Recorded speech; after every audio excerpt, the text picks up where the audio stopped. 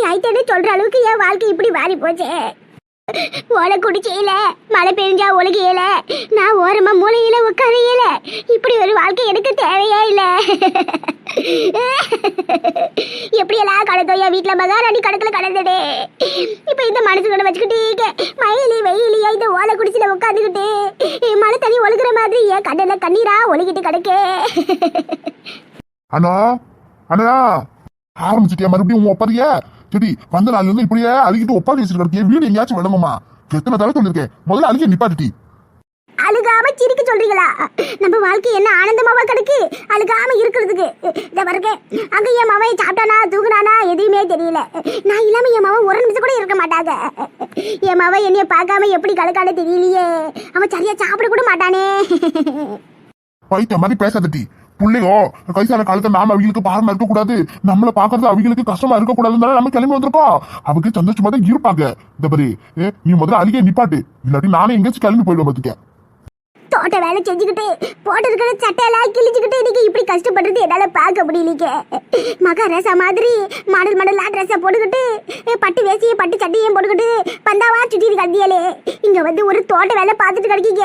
அங்க பாருங்க சட்டை பணியெல்லாம் கிழிஞ்சு போய் கிடக்கு. பார்க்கறதுக்கு எவ்வளவு சங்கடமா இருக்கு. வாய மூடுடி. உண்மையை சொல்ல போனா நான் இப்பதான் ரொம்ப சந்தோஷமா இருக்கேன் பாத்துக்க. வயசான காலத்துல எந்த ஒரு வேலையும் செய்யாம அமைதியா உட்காந்துன்னு வச்சுக்க, அப்படியே உடம்புல இருக்கிற எல்லா உறுப்பா வேலை செய்யாம போயிடும். முடிஞ்சு நிமிந்து வேலை செஞ்சதே நம்ம உடம்புக்கு ஆரோக்கியமா இருக்கும். அதனால இப்பதான் எனக்கு நிம்மதியா இருக்கு. இந்த வேலை செய்யறதுல எனக்கு எந்த ஒரு கஷ்டமும் கிடையாது. உண்மையை சொல்ல போனா அந்த கடவுளுக்கு தான் நம்ம நன்றியை சொல்லணும். எங்கிருந்தோ வந்து நாமங்க நமக்கு ஒரு வேலையும் கொடுத்து தங்கறதுக்கு ஒரு ஓலை கொட்டாயும் கொடுத்துருக்காங்க பாரு, அந்த முதலாளிக்கு தான் நாம நன்றியை சொல்லணும். நீங்க என்ன கவர்மெண்ட் உத்தியோகமா பாக்குறீங்க? கடவுளுக்கு நன்றி சொல்றதுக்கு தோட்ட வேலை தானே பாக்குறீங்க. தோட்ட வேலையா இருந்தாலும் வீட்டு வேலையா இருந்தாலும் அதையே காட்டு வேலையாவே இருந்தாலும் கவலைப்படக்கூடாது. நமக்குன்னு ஒரு வேலை இருக்குல்ல. வேலை இல்லாம நாம ஒண்ணு ரோட்ல உட்காந்துட்டு பிச்சை எடுக்கல. தங்கறதுக்கு ஒரு இடமோ திங்கறதுக்கு கொஞ்சம் ஏதோ சோறு குழம்புன்னு ஏதோ இருக்கும்ல, அதுவே போதும் நினைச்சுக்க. பொண்டாட்டியை கூட்டிட்டு பொறுப்பட்டு வந்துட்டுமே எங்க போறது இங்க தங்குறது என்ன செய்யறதுன்னு தெரியாம கிடந்துச்சு. அந்த ஆணவ புண்ணியத்துல ஏதோ இந்த ஊர்ல ஒரு வசதியான முதல்ல அழிவுகிட்டு நம்ம வந்து நம்மளுடைய குறையில சொல்லி அவங்களே எதுக்கு நமக்கு ஒரு வேலையை போட்டு கொடுத்து அவங்க இடத்துல ஒரு ஓலை கொட்டாயும் போட்டு கொடுத்துருக்காங்க. அந்த முதலாளிக்கு நம்ம விசுவாசமா இருக்கணும், நன்றியா இருக்கணும். ஞாபகம் வச்சுக்க. உங்களை நீங்களே ஆறுதல் சொல்லிக்கிறீங்க. சரி இருக்கட்டும் விடுங்க. இங்க பாருடி, நம்ம பிள்ளைகள் நல்லா இருக்கணுமா வேண்டாமா சொல்லு பாப்போம். அதனாலதான் நம்ம அவங்க விட்டுட்டு வந்தோம். நீ இதே மாதிரி அழுதுட்டு வரணும்னா பேசாம உன் பிள்ளைகிட்ட போ. யாரும் வேண்டாம்னு சொல்ல மாட்டாங்க. நீங்க இல்லாம நான் எப்படி அங்க போவேன்? நான் போக மாட்டேன் பாத்துக்கிடுங்க. என்ன எனக்கு ஒரே ஒரு பல வருத்தம். போயிட்டு வரப்பா ராசாலே ஏன் அவங்கிட்ட சொல்லிக்கிட்டு வந்திருக்கலாம். சொல்லாம வந்தது மனசு கஷ்டமா கிடக்கு. என் மாமா என்ன நினைச்சு வேதனை பண்ணிட்டு கிடப்பானே. அவனுக்கு ஒரு வேதனையும் இருக்காது. உண்மையை சொல்லப்படா வெளியே நல்லா சுற்றிட்டு தான் இருப்பான். இந்த வேறடி போயிட்டு வரணும்னு சொன்னா மட்டும் போங்கன்னா சொல்லுவாங்களா? நம்ம மருமகள மகனும் நம்ம வெளியே போகிறதுக்கு விட்டுருக்க மாட்டாங்க. வீட்டுல தான் இருக்கணும்னு சொல்லியிருப்பாங்க. நம்ம அங்கே இருந்து ஒண்ணுத்துக்கு உதவாக்கறியா இருக்கிறத விட வெளியே வந்து இந்த மாதிரி வேலை செஞ்சு கஞ்சோ கூட குடிச்சிட்டு காலத்தை ஓட்டுறது எவ்வளவு நல்லா இருக்கு சொல்லு பாப்போம். உண்மையை சொல்லு. ஓலை கொட்டாயில இருந்தாலும் உனக்கு ஒரு குறை வராம நான் நல்லா தானே பாத்துட்டு இருக்கேன். உனக்கு எந்த வேலையை வாங்காம ராணி மாதிரி ஒரே இடத்துல உட்கார வச்சுட்டு நான் தானே வேலைக்கு போறேன். நீ கஷ்டப்படக்கூடாது. அப்பையில இருந்து அப்படியே தொகுச்சா வாழ்ந்து குட்டியான்னு நானும் உங்ககிட்ட எந்த ஒரு வேலையும் சொல்லாமலே இருக்கேன். அதெல்லாம் நீங்க நல்லதா பாத்துக்கிறீங்க. வயசான காலத்துல பேர பிள்ளைய வச்சுக்கிட்டு நாம பாத்துக்க வேண்டியது. ஆனா நாம உங்களை நானோ என்ன நீங்களும் பாத்துக்க வேண்டிய நிலைமை வந்து இங்க உட்காந்துட்டு கிடக்கும். ஒருத்தர் மூஞ்சி ஒருத்தர் பாத்துட்டு உட்காந்துருக்கோம். கொஞ்சம் நாள்ல மருமகளுக்கு குழந்தை பிறக்க போதில்ல. கூடிய சீக்கிரம் நாம எப்படியாச்சும் கிளம்பி போயிடுவோங்க. போலாம் கொஞ்சம் பணம் காசு சம்பாரிச்சுட்டு அப்பப்பா போவோம். அப்பதானே நம்ம மகனுக்கும் நம்ம வாங்கின கடனை கொஞ்சம் அடிக்கிறதுக்கு நம்ம உண்டான பணத்தை கொடுத்தோம்னா அவங்களுக்கும் பாரம் குறையும்ல. சரிங்க. சரி எனக்கு பயமா பசிக்குது பாத்துக்க. தோட்டத்துல வர தண்ணியை திருப்பி விட்டுருக்கேன். இன்னும் அரை மணி நேரத்துல போய் வேற வாய்க்கால் பக்கமா மாத்தி விடணும். அதனால சீக்கிரமா கூட சாப்பிட்டுட்டு கிளம்புறேன். சோறு எதுவும் பொங்கல நேத்து வச்சு களி கடந்துச்சு. அதுதான் கரைச்சி கூலா வச்சிருக்கேன். குடிக்கிறீங்களா? கேப்பும் கொடுத்தானே. இது கேட்கவா வேணும்? அமிர்தமாச்சே. குடு தொடுக்கிறதுக்கு வெங்காயமும் பச்சை மிளகுமா சூப்பரா இருக்கும். தினமும் கறி மீன் இல்லைனாலும் தொடுக்கிறதுக்கு கருவாடாச்சு வேணும்னு சொல்லுவீங்களே. சிக்கன் செஞ்சுட்டா மட்டன் செஞ்சுட்டான்னு மாத்தி மருமகிட்ட 7 நாள் 7 விதமா கறி குழம்பு செஞ்சு குடிப்பீங்க. இப்ப கஞ்சியும் கூடுமா குடிச்சிட்டு கிடைக்கீங்க. அதுவும் கச்சிக்கிறதுக்கு வெங்காயத்தை வச்சு குடிக்கிறீங்களேங்க. அடிப்பொடி பைத்தியக்காரி. நாம சாப்பிட்ற சாப்பாடு பசி அடங்கினா போதும்டி. ருசியா இருக்கணும்ன்றது அவசியம் கிடையாது.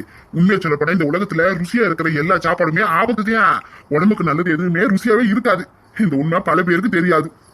இந்த மாதிரி எனக்கு ஒரு கஷ்டமும் இல்லை. நான் ரொம்ப ரொம்ப ரொம்ப சந்தோஷமா தான் இருக்கேன். இந்த இயற்கை காத்துல இப்படி ஒரு ஏசியா போடாத ஒரு ஓலை கொட்டாயில உடம்பும் ஆரோக்கியமா இருக்கு. வேலை செஞ்சுக்கிட்டு மனசும் நிம்மதியா இருக்கு. தயவு செஞ்சு என்னைய நினைச்சு நீ எதுவும் கவலைப்படாது. வேலைக்கு தின்னுபிட்டு கம்மல் படுத்து தூங்கு. சரி, நான் வயக்காட்டுக்கு போய் வாய்க்கால தண்ணி நிரம்பிட்டான்னு பாத்துட்டு வரேன். சரியா? நீ எடுத்து போட்டு சாப்பிடு. இந்த மனுஷன் நான் கஷ்டப்படக்கூடாதுன்னு என் மனசு நோகக்கூடாதுன்னு ஆறுதல் சொல்லிட்டு போறாரு. அவருக்கு அவரே ஆறுதல் சொல்லிக்கிட்டு தேத்திக்கிட்டு கிடக்காரு.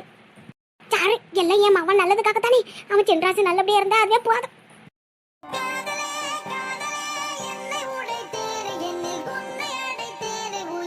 இவன் என்ன இப்படி படுத்து கிடக்கான் பித்து பிடிச்ச மாதிரி? மச்சான் மச்சான் மச்சான். மாமா, நீங்க போதீங்க? சரியா, நான் வந்தது கூட தெரியாம அப்படி என்னத்துதான் அண்ணாந்து படுத்துட்டு பாத்துட்டு கிடைக்கே தெரியல. என்ன அந்த பொண்ணு ஞாபகமாவா இருக்கோ? அது வந்து ஆட சும்மா வெக்கப்படாம சொல்லு. உன் முகத்தை பார்க்கும்போதே தெரியுது. என்ன அந்த பொண்ணு ஞாபகமா இருக்கோ? அப்ப சீக்கிரமா சட்டு புட்டுன்னு பேசி முடிச்சிடலாமல்ல? நான் அப்பவே சொல்லிட்டல மாமா, அந்த பொண்ணு எனக்கு பிடிச்சிருக்குன்னு. அப்பாவும் கல்யாணத்தை பார்க்கணும்னு ஆசைப்படுத்தாரு. அதுக்குள்ளார எவ்வளவு சீக்கிரம் முடியுமோ நல்லபடியா பேசி முடிச்சிடலாம்ல. அவ்வளவுதான், நீ கவலையப்படாதே. அந்த பொண்ணு வீட்டுக்கு உடனே போய் நானும் உன் அக்காவும் பேசி முடிச்சிட்டு வந்துடுறா. சரி, அதெல்லாம் இருக்கட்டும் விடு. அந்த பொண்ணுகிட்ட போன போட்டு பேசுறியா இல்லையா? போனா எங்க மாமா, அன்னைக்கு பார்த்தோடு சரி, மறுபடியும் அங்க போவே இல்லை, பேசவும் இல்லை. அப்படி இருக்கும்போது அந்த பொண்ணோட போன மாதிரி எனக்கு எப்படி கிடைக்கும்? சரியா போச்சு போ. இப்பெல்லாம் பொண்ணு பாக்குறதுக்கு போறதுக்கு முன்னாடியே பொண்ணோட போன் நம்பர் வாங்கிடுறாங்க. பொண்ணை பிடிக்குதோ இல்லையோ, இல்ல கல்யாணம் நடக்குதோ நடக்கலையோ, ஆனா அதுக்கு முன்னாடியே போன நம்பரை வாங்கிவிட்டு ராத்திரி பகலும் போனை போட்டு பேசுனபடியே கிடக்காங்க. நீ என்ன இன்னுமா அந்த காலத்து பையன் மாதிரியே அப்படியே கிடக்க. சரி விடுங்க மாமா, அதான் நீங்க இப்ப போறீங்களா? போகும்போது அப்படியே பொண்ணோட போன் நம்பர் வாங்கிட்டு வந்துருக்கேன். சரி, கேப்ல என் நம்பர் பொண்ணுகிட்டு கொடுத்துட்டு வந்துருங்க. சரிதியா, உனக்கு மாமா வேலை பார்க்கறதுக்கு தானே நான் உனக்கு மாமாவா இருக்கேன். கரெக்டாக இருக்கும் பொழுதுக்கு. சரி சரி, கொடுத்துட்டு வாரேன். ஒரு பூச்சமா இருக்கு, பாத்துக்கிட்டு விடுங்க மாமா. இந்த ஆள் இங்க உட்காந்துட்டு என்ன கூத்த வச்சிருக்காருன்னு தெரியல. கூடி சீக்கிரம் அப்ப நம்ம வீட்டுல கெட்டி மேல சத்த தட்ட போகுது அப்படி சொல்லு. மாப்பிள்ளைக்கு வெக்கத்தை பாரு. போங்க மாமா, நீங்க வேற. இந்தா வந்துட்டால, ஒரு நிமிஷம் சந்தோஷம் இருக்க விட மாட்டான். உடனே என்னங்க நொனங்கன்னு வந்துட்டா. சொல்லுமா ராதிகா. ஆமா, இங்க என்ன பண்ணிட்டு இருக்கீங்க? அது வேற ஒன்றும் இல்லை. பொண்ணோட போன் நம்பர் உன் தம்பிக்கு வேணுமா பார்த்துக்க. அதை பற்றினே பேசிட்டு கிடக்கும். ஏன்டா தம்பி, நான் தெரிஞ்சு தெரியாம கேட்கறேன். கத்திரிக்காக்கு கை கால் மடிச்ச மாதிரி கிடக்கா. அவளே கட்டையா குட்டையா கிடக்கா. அவளை போய் பிடிச்சிருக்குன்னு சொல்லிட்டேன். இதுல வேற அவ போன் நம்பர் வேற வேணும் அவனுக்கு. ஏக்கா, உருவத்தை பார்த்து ஒன்னும் ஆக போறதில்ல, மனசு நல்லா இருந்தா போதுக்கா. ஆமா ஆமா, இவன் சொல்றது ஒரு உருப்படியான விஷயம் தானே. சில பேரு பாக்குறதுக்கு நல்லா அழகா கிடப்பாங்க, ஆனா உள்ளுக்குள்ள அவங்களோட எண்ணமோ அதை விட மோசமால இருக்கும். ஆமா, யார சொல்றீங்க? சாச்சி, நான் பொதுவா சொன்ன மாதிரி ராதிகா. இந்த மாதிரி உன் தம்பிக்கு அந்த பொண்ணு ரொம்ப பிடிச்சி போச்சு. இதுக்கு மேலே நம்ம எதுக்கு வேஸ்ட் பண்ண டைமை சொல்லு பார்ப்போம். நாம 2 பேரும் உடனே போய் பேசி முடிச்சிருவா. ஆமாக்கா, அப்பாவும் படுத்த படிக்கா இருக்காரு. அவர் நல்லபடியா என் கல்யாணத்தை பார்க்கணும்னு ஆசைப்படுத்தாருல. அதுக்குள்ளார நல்லபடியா முடிச்சிடணும்னு நானும் ஆசைப்படுதே. நம்மளும் வெளிநாட்டுக்கு போற வேலையெல்லாம் இருக்கும்ல. சட்டு புட்டுன்னு நீங்க வந்து போய் பேசிட்டு வந்துருக்கல. அதுக்கு என்ன பேசிட்டு வந்துடுறா போச்சு, பேசிட்டு வரேன். எனக்கு வாங்க பொண்ணு வீட்டுக்கு போயிட்டு வருவோம். மச்சான், நீ கவலையே படாத. பொண்ணோட நம்பரை எப்படியாச்சும் வாங்கிட்டு வந்துடுறேன். சரியா? உன் நம்பரை பொண்ணுகிட்ட கொடுத்துட்டு வரேன். இனிமேட்டு ராத்திரி பகலும் போன போட்டு உங்க வாழ்க்கையில நடக்க போற லெவல டெவலப் பண்ணுங்க. போங்க மாமா, இவர் ஒருத்தர் எப்ப பார்த்தாலும் விளையாட்டுத்தனமா பேசுவார்.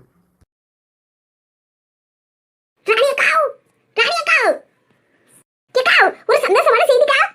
அப்படியா? என்னடி வசதி, என்ன சந்தோஷமான விஷயம்? கிருஷ்ண ஜெயந்திக்கு உன் மவனுக்கு கிருஷ்ண வேஷம் போட்டு போட்டோலாம் பிடிச்சி அனுப்புந்துலக்கா. அதுல உன் மவன் 3வது பரிசு ஜெயிச்சிருக்கான் பாத்துக்க. 300 ரூபாய் காசு அனுப்பியிருக்காங்க. என்னது 300 ரூபாவா? ஆமாக்கோ, காலையிலத்தையே மணி ஆடு வந்துச்சு பாத்துக்க. வேலையெல்லாம் முடிச்சுட்டு உடனே கொண்டாந்துட்டே வச்சுக்க.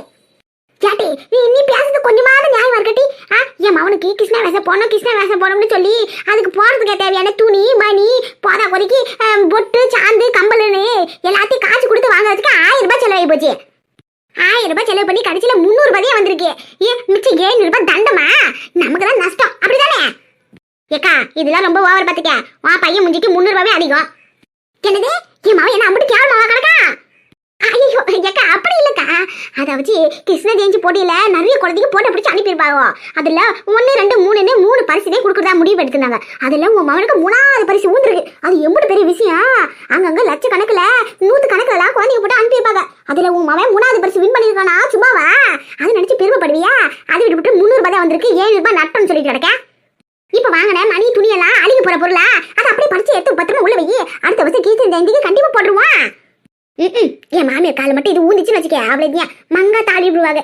ஏற்கனவே அவங்களுக்கு தெரியாம மறைச்சு வச்சிருந்த காசுல இந்த துணி மணி எல்லாம் வாங்கினது. கடைசியில இப்படி 300 ரூபாய் தான் வந்திருக்குன்னு சொல்றியடி. மனசே கஷ்டமா கிடக்கு பாத்துக்க. ஏக்கா சும்மா அழுத்து கதக்கா.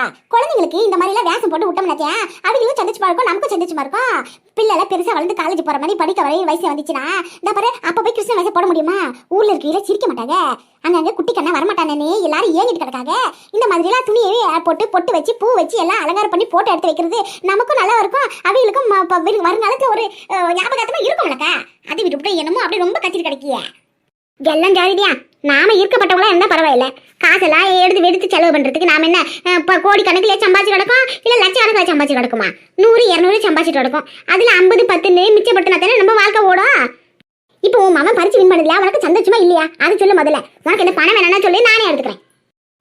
அது எப்படி? இப்போ கஷ்டப்பட்டு ஏன் அவனுக்கு அலங்காரம் பண்ணிவிட்டு கடைசியில அதுல வந்து பணத்தை நீ எடுத்துப்பியா? குடிடி. அதானே பார்த்தேன். அட பூ நல்லா இருக்கே, எம்பிட்ட வேலை? நாளைக்கு வெள்ளிக்கிழமைல அதை பூ விலை ஏறி போயிருக்கு. 4 கிலோ பூ மட்டும் கேட்டிருந்தேன், 50 ரூபான்னு சொன்னா சரோசா. இப்பதான் பூ கொண்டாந்து கொடுத்துட்டு அவளும் போறான். ஆமா ஏக்கா, அவ கல்யாண விஷயம் என்னாச்சா? ஏதாவது கேட்டியால? நான்லாம் எதுவும் கேட்டுக்கலடி. அவளா ஏதோ ஒரு விஷயத்த சொன்னா, இந்த மாதிரி அடிக்கி அப்பா அம்மா அந்த பையனை தான் கட்டணும்னு முடிவு பண்ணிவிட்டாங்கன்னு சொல்லிட்டு கிடந்தா. ஆனா ஒண்ணு என்ன, அவ வாழ்க்கையில நடந்த எல்லா உண்மையும் அந்த பையன் கிட்ட சொல்லணும்னு சொல்லிட்டு அழுதுட்டு கிடந்துச்சு. அவ சொன்னால சொல்லலையோ எதுவும் தெரியல. இந்த உண்மையெல்லாம் சொன்னா அந்த பையன் அதுக்கப்புறமா அவளை கல்யாணம் கட்டிப்பான்னு நினைக்கிறேன். அது எப்படிக்கா நடக்கா? கல்யாணத்துக்கு முன்னாடி நம்ம பொண்ணாட்டி இன்னொரு பையனோட பேசிட்டு இருந்தா பழகிட்டு இருந்தான்னு சொன்னா எந்த புருஷனுக்கு அது பிடிக்குமா சொல்லுங்க பாப்பா? கடைசியில வாழை வெட்டி அவங்க அம்மா வீட்டுக்கு தான் அனுப்பி விட்டுருவாங்க. அதுக்கு பயந்துகிட்டே முக்காவாசி பொண்ணுங்க காதலிச்ச விஷயம் அப்படி அதெல்லாம் வந்து சொல்லாமலே மறைச்சு விட்டு கட்டினவங்களோட சந்தோஷமா வாழ்ந்துட்டு கிடக்காங்க. ஆனா இவன் என்னடானா எல்லாம் உண்மையை சொல்ல போறோம்னு சொல்லிட்டு கிடக்கால. வேற மறைத்தியா? இந்த விஷயம் கேள்விப்பட்டா அவன் கண்டிப்பா கல்யாணமே பண்ணிக்க மாட்டான். அப்படியே கல்யாணமே நடந்தாலும் நாளைக்கு கண்டிப்பா பிரச்சனை தான் வரும். எடுத்ததுக்கெல்லாம் குத்தம் சொல்லிக்கிட்டு கிடப்பாங்க, எதுக்கு எடுத்தாலும் சந்தேகப்பட்டுட்டே கிடப்பாங்க. அதெல்லாம் நரக வாசனைக்கா. நானும் எல்லாத்தையும் எடுத்து சொல்லி தானே பார்த்தேன். அவன் எது கேட்கற மாதிரி தெரியல. எல்லா உண்மையும் சொல்லி தான் தீர்வுன்னு சொல்றா. இதுக்கு மேல நாம என்ன செய்ய முடியும்? உண்மையை மறைக்கிறதும் தப்பு, சொல்றதும் தப்பு. என்ன பண்றது பாப்போம். இவன் வேற கல்யாணமே பண்ணிருக்கா. கண்டிப்பா இந்த கல்யாணமே நடக்காதுன்னு தான் தோணுது. போதும் எடி வசந்தி, உன் வாயை வச்சுட்டு அமைதியாரு. ஆமா, அவளுக்கு கல்யாணம் நடக்க கூடாது, நானே கல்யாணம் கட்டிட்டு அழைகிறேன். இந்த காலத்துல இருக்கிற உண்மையா சொன்னேன். ஆனா ஒண்ணுக்கா, இந்த காலத்துல காதலிக்கிறது, காதலிச்சதுக்கு அப்புறம் பிரிஞ்சு போறது எல்லாமே தாத்தா பாய் பைன்னு சொல்ற மாதிரி ஆயிப்போச்சு. சாதாரணமா விஷயமா இருக்கு. இப்ப எல்லாம் யாரு காதலிக்கிறோன்னே கல்யாணம் கட்டுறாங்க சொல்லுங்க பாப்போம். அப்படியே கல்யாணம் பண்ணாலும் அது கடைசி வரைக்கும் நினைக்கிறது இல்ல. அதுக்கு உதாரணமே அந்த சரோஜாவோட வாழ்க்கையா. காதல் சொல்லி கல்யாணம் கட்டினா கடைசியில அவங்க அம்மா வீட்டுல வந்து கண்ணீரோட உட்காந்து கிடக்கா. சரிக்கா, நேரமாவது, நான் கிளம்புறேன். இந்த காது கொடுத்துட்டு போலங்கே வந்தேன். இந்த சரோஜா விட்டு நாமளும் எத்தனை முறை எடுத்து சொல்லிட்டோம். எந்த உண்மையை சொல்லாம கல்யாணம் கட்டிட்டா என்ன அவளுக்கு? இன்னைக்கு இல்லைனாலும் என்னைக்கா இருந்தாலும் உண்மை தெரியுதானே போகுது. நானே அதை சொல்றேன்னு சொல்றான். ஒருவேளை இந்த கல்யாணம் நடக்காம போனா அவங்க அப்பா அம்மா நிலைமை என்ன ஆகும்னு தெரியலையே. ஷோ கடவுளே. ரொம்ப சந்தோஷங்க மேற்கொண்டு இந்த கல்யாண விஷயத்தை பத்தி பேசுறதுக்காண்டி நீங்க வந்ததுக்கு. ஆட என்னங்க இப்படி சொல்லிவிட்டீங்க? கல்யாண பேச்ச ஆரம்பிச்சாலே போதும், கண்ணை மூடி கண்ணை திறக்கிறதுக்குள்ள கல்யாண நாள் பக்கத்துல வந்துடும். அது மட்டும் இல்லைக்கே, என் மாமனார் நல்லபடியே இருக்கும்போதே கல்யாணத்தை நல்லபடியே பாத்துறோம்னு ஆசைப்படுதாவோ. என் மச்சானும் வெளிநாட்டுக்கு போனோம்ல மறுபடியும் வேலைக்கு. மாப்பிள்ளைக்கு பொண்ணை பிடிச்சிருக்கு, பொண்ணுக்கு மாப்பிள்ளை பிடிச்சிருக்கு, நம்ம எல்லாருக்கும் எல்லாமே பிடிச்சிருக்குல்ல. இதுக்கு மேலே வீணடிக்க வேண்டாம்னு தான் சட்டு பிடிச்சிட்டு பேசலான்னு வந்திருக்கோம். ஒரு நல்ல நாளாக பார்த்து நேராகவே கல்யாணத்தையே வச்சுக்கிடுவோம். ரொம்ப சந்தோஷங்க. இருங்க, அதுக்குள்ள என்ன அவசரம்? ஆமா, பொண்ணுக்கு எப்படி நகை போடுவீங்க, மாப்பிள்ளைக்கு எப்படி நகை போடுவீங்க, வரதட்சணை என்ன கொடுப்பீங்கன்னு சொல்லுங்க. இங்க பாருங்க மாமா, பொண்ணு வீட்டுல ஒரு பொட்டு நகை கூட போடணுன்ற அவசியம் கிடையாது. அவ போட்டிருக்க துணியோட வந்தாலும் கல்யாணத்தை நல்லபடியா பண்ணிக்கலாம்னு சொல்லிட்டு நீங்க பேசிடுவாங்க. சரிங்களா? வரதட்சணையே எதுவும் வாங்க வேண்டாம். சரிங்களா மாமா? அந்த பையன் என்னடானா வரதட்சணையே வாங்க வேண்டாம்னு சொன்னா, இவ அக்கா காரி என்னடானா வரதட்சணையை எவ்வளவு கொடுப்பன்னு கேட்கறா. அழியாய், உன் தம்பி வரதட்சணை பத்தி ஒரு வாய் கூட திறந்து பேசக்கூடாதுன்னு சொல்லியிருக்கான். எதையும் வாங்கக்கூடாதுன்னு சொல்லியிருக்காண்டி. அவன் சொன்னா அறிவில்லாதவன். பாருங்க, நீங்க வாய் முடிட்டு அமைதியா இருக்க. என்ன பேசணும்னு எனக்கு தெரியும். ஏன் அந்த பொண்ணு போட்டுட்டு வர நகையை பூரா நீ எடுத்து போட்டு திரிகலான்னு ஆசைப்பட்டதையோ? இந்த பாரு, இந்த மாதிரி அல்பாசெல்லாம் வச்சுக்காத. வாயை முடிட்டு அமைதியா இரு. நீ வரதட்சணை கேட்டன்ற விஷயம் உன் தம்பிக்கு தெரிஞ்சிச்சு உன்னைய வீட்டை விட்டு துரத்தி விட்டுருவான். அதையும் பாப்போம். இந்த கல்யாணமே நடக்கிறது எனக்கு சுத்தமா பிடிக்கல. இதுல வரதட்சணை வேற வாங்க கூடாதோ? உன்னைய வெளியே வந்திருக்குமேனு பாக்குறேன். வீட்டுக்கு வா, உனக்கு இருக்கு. எங்க வசதிக்கு ஏத்த மாதிரி நாங்க எங்களால முடிஞ்சதை வாங்கி தான் வச்சிருக்கோம், வாங்காம இல்ல. என் பொண்ணுக்கு ஒரு 20 பவுன் நகையும் மாப்பிளைக்கு ஒரு 5 பவுன் நகையும் போடுதோம். மேற்கொண்டு கட்டில் பீரோ அப்புறம் பண்டை பாத்திரம் சாம்பார் துணி மணி நீ எல்லாம் எடுத்து கொடுக்க முடியுமோ எல்லாமே நான் எடுத்து கொடுத்துறீங்க. என்னது 20 பவுனா? எந்த காலத்துல இருக்கீங்க? அங்கங்க 50 100 பவுன் போட்டு கல்யாணம் பண்ணிருக்காங்க. நீங்க 20 பவுன் தான் போடுவீங்கன்னு சொல்றீங்க. அதுவும் அமெரிக்கா மாப்பிள்ளை. நான் இருக்கிற ஆண்டி பப்பிட்ட மாப்பிள்ளை கூட 30 பவுன் 40 பவுன் போட்டுதே பொண்ணை கட்டிக்கிட்டு போறாவோ. அமெரிக்கா மாப்பிள்ளைக்கு நீங்க குறைஞ்சபட்சம் ஒரு 50 பவுனாவது போட வேணாமா? என்னம்மா இப்படி பேசுறீங்க? அது அந்த அளவுக்கு வசதி எங்களுக்கு இல்ல பாத்தீங்க. அந்த காலத்துல ஒரு பவுனை 3000 ரூபாய் 4000 ரூபாய் வித்துட்டு கிடந்துச்சு. ஆனா இப்போ 50,000 60,000 விக்குது. அவ்வளவு பணம் கொடுத்து நீங்க கேட்கற அளவுக்கு நிறைய எங்களால போட முடியாதுங்களே. போட முடியாதுன்னா அப்ப போயிட்டு வாங்க. என் தம்பிக்கு பொண்ணை கிடைக்காம கிடக்கு. ராதிகா சம்மந்தி வீட்டுல நகை எதுவும் போட வேண்டிய அவசியம் இல்ல, உங்களால முடிஞ்சது உங்க பொண்ணுக்கு போடுங்கன்னு தானே சொன்னாங்க. இவ்வளவு போடணும்னு அவங்க கேட்கவே இல்லையே. எல்லாம் ஒரு குத்து மதிப்பதான் சொல்லுவாங்க. அதுக்காக இவ்வளவு கொடுக்க அவ்வளவு கொடுக்கணும் மொத்தமா கேட்க முடியும்? நீங்க தான் புரிஞ்சுக்கணும். மாப்பிள்ளை என்ன அமெரிக்கால கிடக்காரு, அவருக்கு ஏத்த மாதிரி வசதிக்கு ஏத்த மாதிரி செய்யணும்ன்ற என்ன வரணும்ல. ராதிகா என்னன்னு கேக்குறேன். இங்க பாருங்க, இவ பேசுறதுல பெருசா எடுத்துக்காதீங்க. நீங்க உங்க பொண்ணுக்கு என்ன செய்யணும்னு ஆசைப்படுறீங்களோ அது உங்க விருப்பப்படி செய்யுங்க. இவ சொல்றதுல கேட்டுக்க வேண்டிய அவசியம் கிடையாது. மாப்பிள்ளையோ இல்ல என் மாமனாரோ மருமவளுக்கு இவ்வளவு நகை போடணும்னு ஒரு வார்த்தை அவங்க சொல்லல. இந்த மனுஷனே என் மாமனாரு நல்லபடியா இந்த கல்யாணத்தை பேசி முடிச்சிட்டு வாங்க தான் அனுப்பி விட்டாரே தவிர வரதட்சணையை நகையை வாங்கிட்டு வாங்கன்னு சொல்லி அனுப்பல. அதனால நீங்க அதை பத்தி எந்த கவலையும் படாதீங்க. உங்க சைட்ல நீங்க என்ன பண்ணணுமோ அது நீங்களே பண்ணி முடிச்சிருக்க. எங்க மாமனாரு உடம்பு முடியாம கிடக்காரு, மச்சானும் எடுத்து போட்டு செய்ய முடியாது. நானும் மச்சானை மட்டும்தான் அந்த வீட்டுல கிடக்கும். அதனால மத்தது எல்லாமே நீங்களே பார்த்து சொல்லிடுங்க. கல்யாணத்துக்கு ஒரு நல்ல நாளும் நீங்களே பார்த்து சொல்லிடுங்க. அப்படிங்களா? ரொம்ப சந்தோஷங்க. இன்னைக்கே ஜோசியக்காரர்கிட்ட பார்த்து நாளை குறிச்சுட்டு உங்களுக்கு ராத்திரிக்குள்ள போன போட்டு சொல்லி போறேன். நல்லதுங்க. அப்புறம் ஒரு முக்கியமான விஷயம், கல்யாணம் பேச்சு வரைக்கும் ஆரம்பிச்சாச்சு. அதனால மாப்பிள்ளை வந்து பொண்ணுக்கிட்ட பேசணும்னு ஆசைப்படுதாரு. பொண்ணோட போன் நம்பர் கொஞ்சம் கொடுத்தியலா கொஞ்சம் நல்லா இருக்கும். ஐயோ அதெல்லாம் எப்படிங்க சாத்தியமாவும்? அந்த மாதிரி பழக்கம் இங்க கிடையாது பாத்துக்கங்க. அதானே என்னதான் கட்டிக்க போனா இருந்தாலும் கல்யாணத்துக்கு முன்னாடி பேசுறது தப்பே. அப்படி பார்த்தா நாம 2 பேரும் தினமும் பேசித்தானே கிடந்தோம். நாம ஒன்றும் அசல் ஆளு கிடையாது, உறவுக்காரங்க. அது மாதிரி தெரிஞ்சுக்கோங்க. உங்க வீடு என்ன வீடு பக்கத்துல தான் கிடந்துச்சு. அதனால ஒவ்வொருத்தரும் பார்த்துட்டு கிடந்தோம், பேசிட்டு கிடந்தோம். அது மாதிரி இவங்களும் ஆயிடுவாங்களா என்ன? என்னங்க இது திடீர்னு பொண்ணோட நம்பர் கொடுக்க முடியும் சொல்லுதாங்க. இவ போன போட்டு மாப்பிள்ளை கிட்ட ஏதாச்சும் ஏழை கூட பேசிட்டா என்ன பண்றது? எனக்கும் அதே தாண்டி யோசனை. இருந்தாலும் நம்ம கொடுக்க முடியாதுன்னு சொன்னா அதுக்கும் ஏதாவது குத்தம் கண்டுபிடிப்பாங்களோன்னு பயமா இல்ல இருக்கு. நம்பர் கொடுத்தோம்னா இவன் ஏதாவது சொல்லிடணும்னு தோணுது. சரி என்ன பண்றது பாப்பையரு. மாப்பிள்ளை தம்பியை கேட்டிருக்காரு, கொடுக்க முடியாதுன்னு மறுத்தா அதுக்கப்புறம் ஏதாவது பிரச்சனை ஆயிடு போகுது. கல்யாணம்னு கன்ஃபார்ம் ஆயிடுச்சு, அப்புறம் எதுக்காக பயந்துட்டு கிடக்கீங்க? கட்டிக்க போறவங்க தானே. ஒவ்வொருத்தரும் போன போட்டு பேசிக்கிட்ட ஒன்றும் தப்பு இல்லை. இந்த காலத்துல சகஜந்தேன். மாப்பிள்ளையோட நம்பரை நானும் தாரேன். உங்க மவளையும் பேச சொல்லுங்க, உங்க மவளோட கொடுங்க. ஏன் மச்சானும் பேச பாப்புல. அது அது நீங்க பொண்ணை பெற்றவங்க எதுக்கு பயப்படுறீங்கன்னு புரியுது. இருந்தாலும் நீங்க பயப்பட வேண்டிய அவசியம் இருக்காது. அதான் நாம நாளெல்லாம் பார்க்க ஆரம்பிச்சிட்டோம்ல. சரி தம்பி சரி. போன் நம்பர் தானே கொடுக்குது. நீ என்ன அவங்களுக்கு மாமா வேலை பார்த்துட்டு கிடக்கியா? ஆமா, சொன்னாலும் சொல்ல கட்டியும் நான் மாமா தானடி அவங்களுக்கு. அக்கா புருஷன மாமா தானே சொல்லுவாங்க. அவன் ஏன் மச்சா தானே. அப்படி இருக்கையில இது ஒன்றும் தப்பு ஒன்றும் இல்லையே. எல்லாத்தையும் நீயே பேசுறதுக்கு நான் எதுக்கே வரணும்? நான் போறேன், நீயே பேசிடுவா. என்னாச்சு அந்த அம்மா எந்திரிச்சு போறா? அது வேற ஒன்றும் இல்லை. கல்யாண பேச்சுல நல்லபடியா பேசி முடிச்சாச்சுல. நம்பர் வாங்கிட்டு கிளம்பிட்டு வாங்க, நான் போய் கார்ல வெயிட் பண்றேன்னு சொல்லிட்டு போறான். நீங்க நம்பர் கொடுத்தீங்கன்னா நானும் அப்படியே கிளம்புவேன். சரிங்க தம்பி, உங்க நம்பர் தான் என்கிட்ட இருக்குல்ல, உங்களுக்கே வாட்ஸ்அப்ல என் மாமா நம்பர் அனுப்பி விட்டுறேன்.